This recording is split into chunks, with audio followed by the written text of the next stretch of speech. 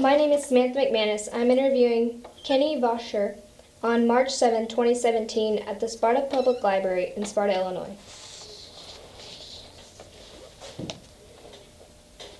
Where and when were you born? I was born in a little town in Clinton County, Damonsville, on September 3rd, 1949, Illinois. Who are your parents and what are their occupations? My parents were Andy and Lyra Vosholler. They were both farmers. Well, they were both raised on a farm. They farmed. They had a dairy farm, hog farm. They both passed away. But that's what we did. Who are your siblings? I got 4 sisters, all younger than me. Jeanette Welton lives in Stillville.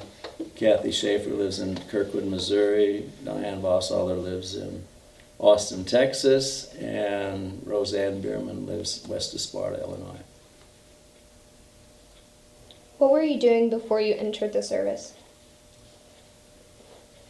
Well, I got out of high school about a year before I entered the service, and I stayed on the farm. My father was raising hogs, and I helped him raise hogs for the year. And which branch of the military did you serve? I served in the U.S. Navy. What ship did you serve on?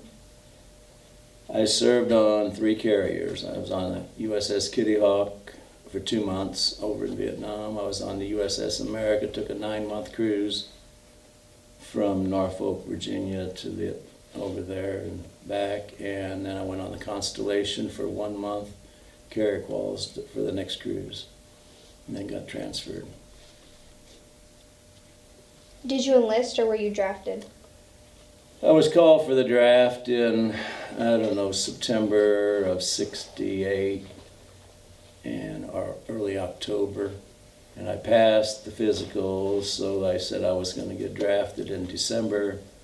Or we could choose another branch of service, so I chose to go into the Navy.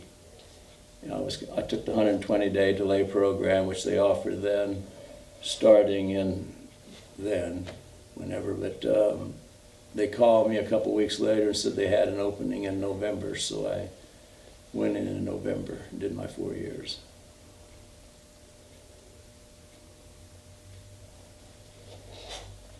Why did you choose that specific branch military?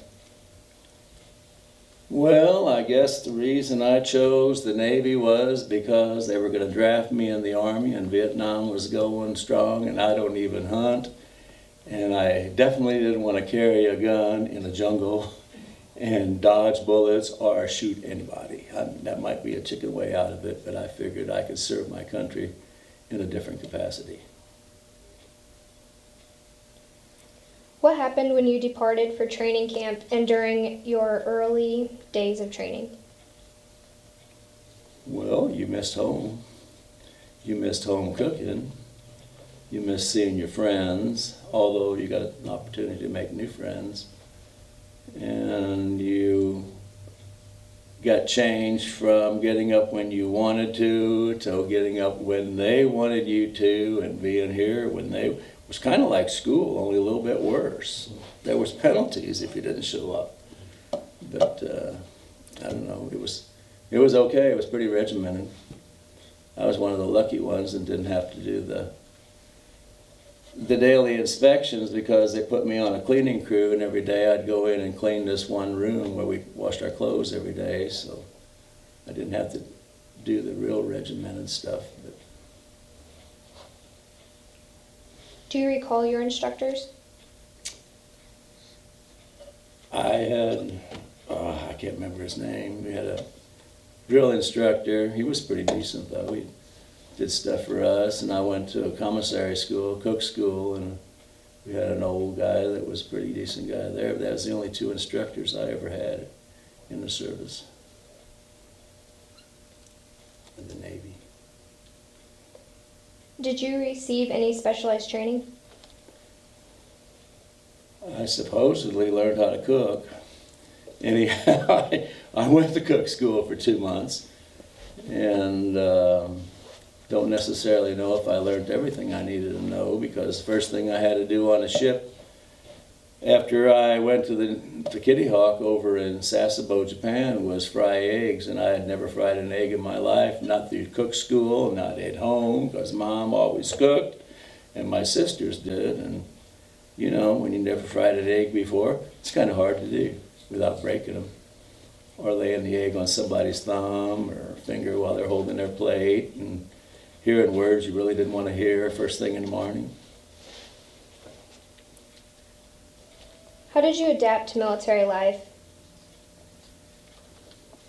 I guess like everybody else does, you put up with it, or it wasn't really a hard chore for me to adapt. I went away to boarding school for 2 years. I went to the seminary to be a priest, and I had to adapt to being away from home then, and it really wasn't too much different than that. You just do whatever you're supposed to do. Where did you serve? Where did I serve? You mean from the time I went in till I got out? Like I went boot camp in Great Lakes for 2 months, in Great Lakes by Chicago. Then I went 2 months to Newport, Rhode Island, to commissary school, cook school. And then I went over to Japan. Kitty Hawk was over at Japan right then in port. I stationed on there for 2 months, excuse me. And then they flew me back, and then I got transferred to Naval Air Station, Lemoore, California, in the squadron there. Stayed there 6, 8 months, and then we went to Fallon, Nevada for a month or 2 weeks so the pilots could practice bombing things in the desert so they could hit targets. And then we went back, and then we went on to Carrier for a month so that they could practice landing the plane on the ship, because most of the pilots, this was their first time on a ship. They were just all new and had never landed on a moving ship. So then I went on the Kitty Hawk. I was on the Kitty Hawk over there. I went on the America on a 9-month cruise across the equator, got initiated, turned from a polywog to a shellback, went over there and seen a bunch of different countries. Argentina, Australia, Japan, Philippines, Korea. Came back and went back to California, and then went on another deal to get ready to go out on the Constellation before they transferred me to Great Lakes, where I was a cook in the main galley there for the last year of my Navy career. If you served abroad, what are some memories you have of that experience? Well, some memories of going abroad would be, a good memory would be whenever we were going across to go over there, would be when we crossed the equator, which was close to Argentina, Rio de Janeiro. They stopped the ship the day before, and we had a big barbecue and cookout. The next day we got initiated, which was a whole bunch of different things, like they saved all the garbage from all the food garbage that they had from the time they left for the month it took, for 3 weeks. And you had a tube, 3-foot round tube, you had to crawl through, halfway blocked up, just full of the garbage, face down. And you had to go through water. They had fire hoses cut, and wear your pants backwards, crawl around on the non-skid, all kinds of stupid stuff that probably they would probably frown on you if you did it in high school, but with the Navy it's fine. The ending of the day was whenever you went through that last line and it was full of garbage from head to toe, and they took you in a fire hose and they swung you out over the ocean, and they took that 2-inch fire hose and just sprayed you off, and away you went. The biggest bellied guy was King Neptune on the boat. You had to put some axle grease on his belly, and he'd rub your face in there, and then they'd get grease in your hair, then they'd cut splotches of your hair out. Just all kinds of different fun little things that only the government could think of. And on the ship, I don't know, it was, you worked your 8 or 10 hours, and then you had to find something to do. I happened to be a cook, and we had our own little break room, and I'm sure other people did too, where we played a lot of cards and board games and stuff like that. We, time in port was okay. What kind of friendships did you form while serving, and with whom? Nothing that I guess I'm a person that forms friends that are friends, but I don't keep in contact with any of the people that I was on the ship with. How did you stay in touch with family and friends back home? Well, you had to write letters, and if you were overseas, you could maybe call them if you could find a phone and had enough change to call. But at that time, we didn't have credit cards yet, so I don't know. I just write a letter and hope they wrote a letter back. And most of the time they did. What did you do for recreation or when you were off duty?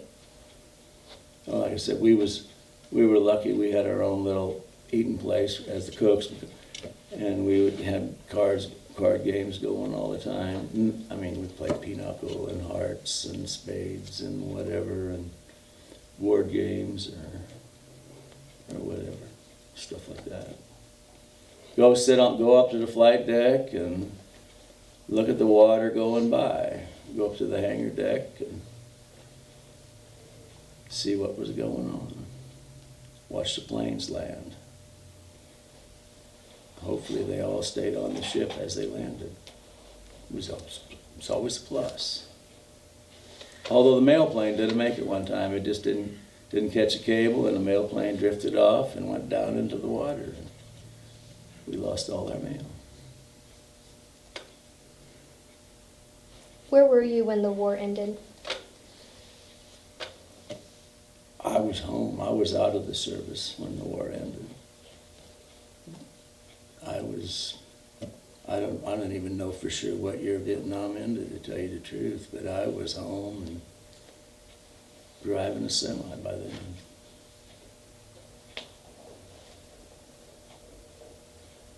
When you're in the military and traveling, where was your favorite place to actually go see? Well, Australia was pretty nice. We got to see more of Japan than anything else. Sasebo, Japan. When I was on the Kitty Hawk, I was on there for 60 days, exactly. 30 days was spent in port in Sasebo. And 30 days was out. I think the ship had problems. That was the first ship I was on. Manila was a nice place to go to, Manila, Philippines. Sydney, Australia was really nice. I know the beer was cold, extra cold over there. They played a lot of snooker over there.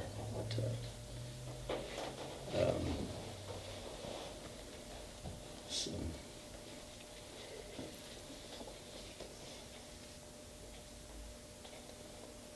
What memories do you have of your cooking experience? My cooking experience, I told you one of them where I burnt people's fingers, right? Then that's the only day I fried eggs.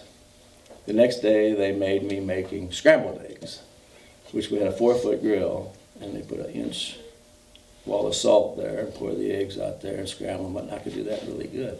Then we had to make omelets, and after I did that about a week, they said, well, we think we can find a better place for you to go, and they put me in a bake shop. So I worked in a bake shop, and the second ship I was on, I was E5 by then, and they brought out some frozen berries to make pie one night, and they were frozen, so I was supposed to make 375 pies. Is what we made for a meal. And the guy told me to go, what do you do with that? You dump them in the water, you go and get the cans so that they slide out, and then you take a saw and you saw it in 4s, and you put it in a pie pan. You put your cornstarch and sugar and your stuff on the top, and then you put it in the oven, and it'll be just fine.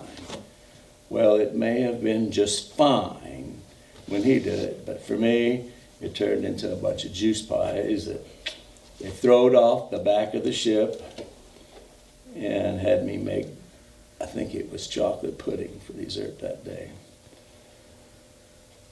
That was one fun experience.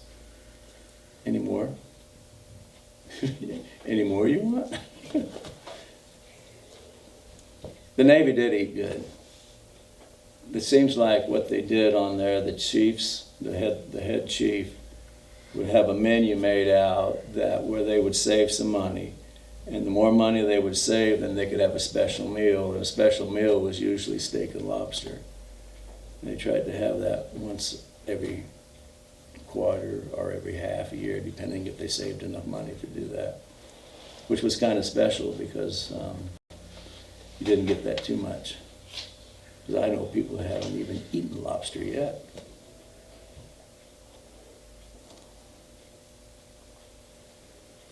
How did you return home? From overseas?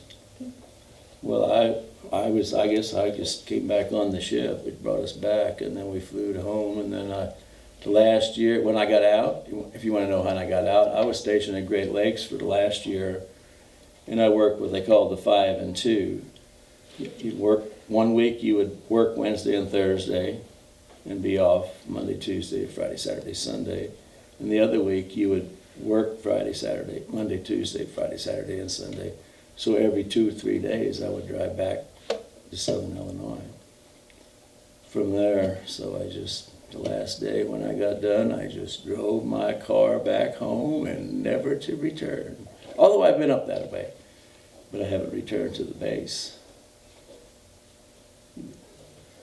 How were you received by your family and community? When I returned home, I guess I was probably one of the lucky ones because I wasn't gone a whole long time because I was seeing them all the time anyhow. I'd come home on the weekends, every other weekend. But I know a lot of people that were in the service weren't received. I mean, there was no recognition, which I didn't seem to mind. I mean, it doesn't make me any difference whether you get recognized for doing what you did or not, because I kind of, you're just kind of doing it as part of serving your country. I mean, that's just what people did back then, and it continues. Maybe that's not the way it is as much anymore, but you just serve your country because it was your duty, basically, to help keep freedom for the next generation. How long did you serve in the Navy? 4 years, from November the 7th, 68 to November the 6th, 1972. The contract is actually for 6 years, I guess. Then the other 2 years are inactive. How did you readjust to civilian life? I didn't know if I ever unadjusted. I don't know. I just went on about myself. I took 4 months off and collected unemployment and got my teeth fixed and done whatever the medical they're allowed to do. And then I went and got me a job and been working ever since. Where did you start working after the military? I started driving a semi. I actually got hired at a local business here in Sparta, but my uncle had a semi and he wanted me to go along with him to California, so I went out there and started driving a truck and got me a big ticket on the way back because I didn't have a license to drive a truck, and then I felt obligated, so I did that for a bunch of years after that. So. Have you remained in contact with or reunited with fellow veterans? None that I was in the service with that I know of, that I've ever seen.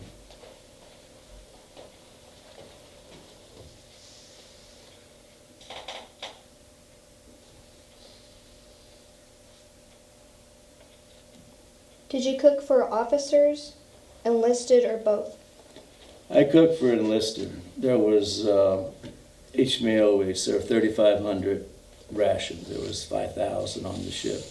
But they figured 3,500 people were eating. But the officers and the chiefs would get their desserts from the enlisted people, whatever we happen to have, they would come buy that.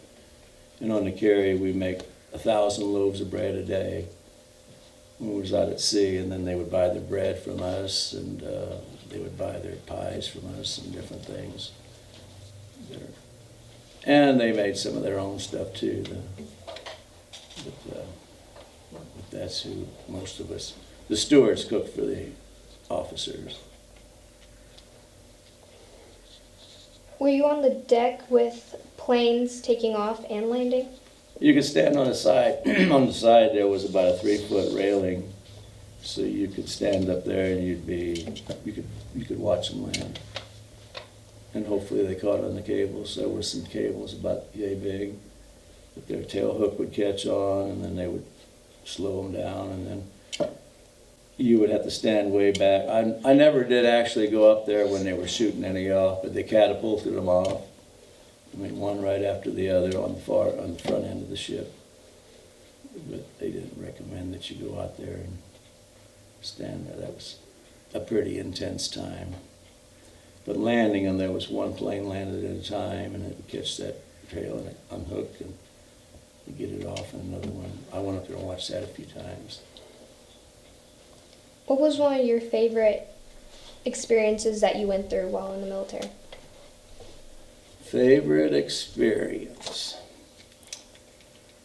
Some people would say getting out, but probably wasn't. I wasn't in the military. I don't know, just seeing different parts of the world. You get to travel on the ocean, you get to see different parts of the world, and you're sitting out there when you're in Vietnam, you're 50 miles off the coast, and you see the Russian MiGs fly over. They would announce that Russian MiGs on the port side or starboard side. You try to run over there and see if you could see them. To me, it was a friendly war, but because I never had any contact with any of the bad. I know one time we lost 3 planes. They flew into a cloud and never came back. Well, we lost 1 plane. There's 3 planes flew into a cloud, and one apparently veered off and never ever came back. Never found him. They stopped the ship and they searched and searched and searched and never found the guy. So they finally just figured out that he defected.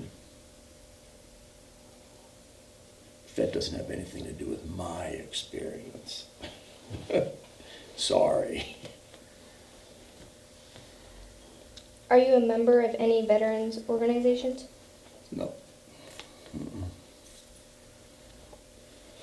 What have you done since separating from the military? Well, I drove a truck for a while, and then when my father passed away, when I was transportation manager for a local company here in Sparta, and then I went and drive some more truck, and then my father died, then I took over the farm, and right now I haul Amish around for a living. Kind of a living, a fun living. Get to see a lot of different places.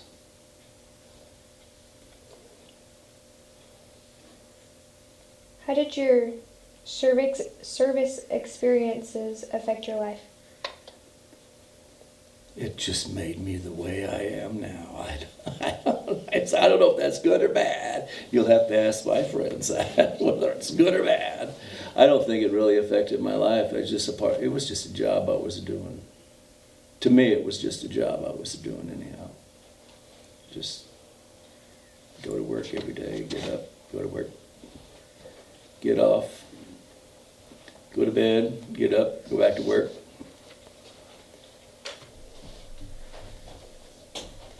What are some life lessons you learned from the military service? A life lesson. It might not be a life lesson, but, I think in the service they just expect you, what I get out of it, just like any place in life, if you've got a job, you've got to do your job. You can't just say, well, I'm not going to do my job because there's 5,000 other people on this little ship that's only a quarter of a mile long, 260 feet wide. I'm not going to do my job, but you have a job to do, and you just have to do it just like you do in regular, any kind of life, if you want to succeed.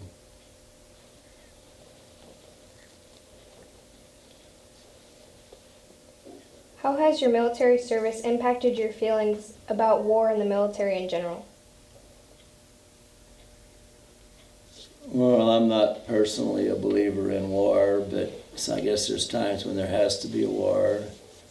And if that is what the country needs to do whatever, I guess I would not be against war, but I would hope that with everything we have nowadays that we could always find a peaceful solution to our problems. And I mean, that's just my opinion, that we should not do war.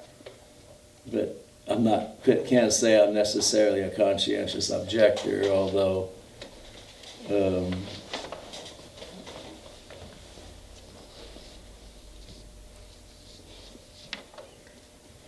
Do you cook a lot today? well, I make breakfast.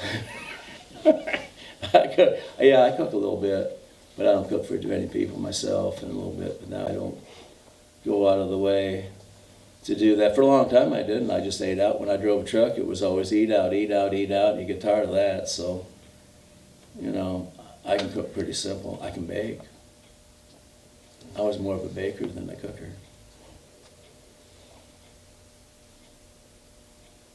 Were you in any storms while you're out at sea? Yeah, they had some pretty good storms. When what would it be, typhoons out there or whatever they call them? I know they had several times they called it a 16 chain tie down for all the planes. They would take them off the flight deck and move them down to the hangar deck.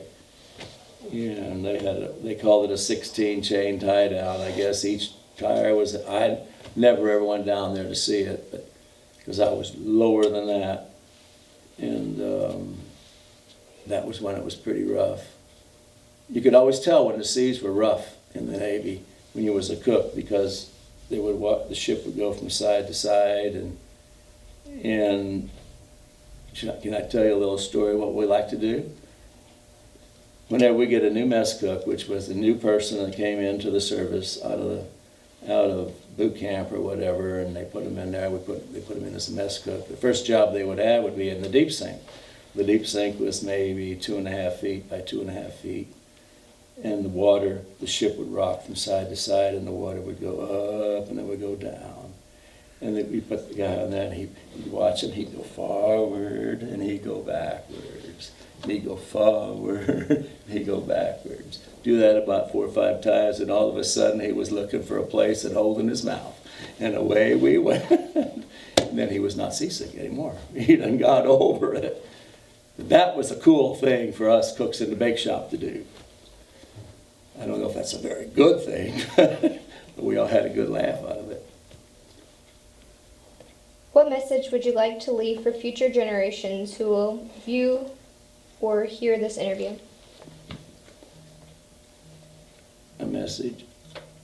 Well, that if there is another war, and if you are called, and don't be afraid to stand up for your country, to go and I know a lot of people that like the National Guard. Don't be afraid to do that, because there's going to probably be another time when people are called to serve their country and keep this country as the strongest country in the world.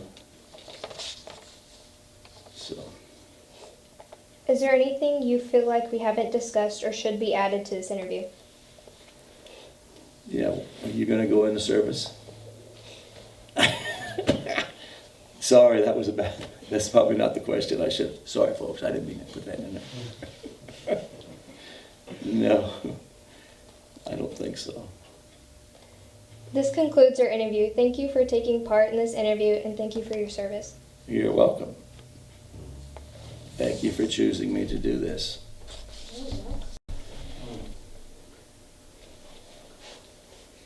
This concludes this interview, unless you have anything else to add about your cooking experiences. Well, the incident where the pies were all watery, I was told to do that by a fellow cook, and got called in that morning to the chief's office and asked me what kind of crap I made that night, and I told him why I did it, and he said, who told you to do anything so stupid like that? And I told him this other particular person did, and he said, get him up here. So this other guy made 4,000 donuts a night and decorated cakes. So the chief concluded that starting tomorrow morning, you're going to be making donuts and you're going to learn how to cook. And that's how that ended. And from then on, I was making donuts for the last 4.5 months on the ship. This concludes our interview. Thank you for taking part in this interview, and thank you for your service. You're welcome.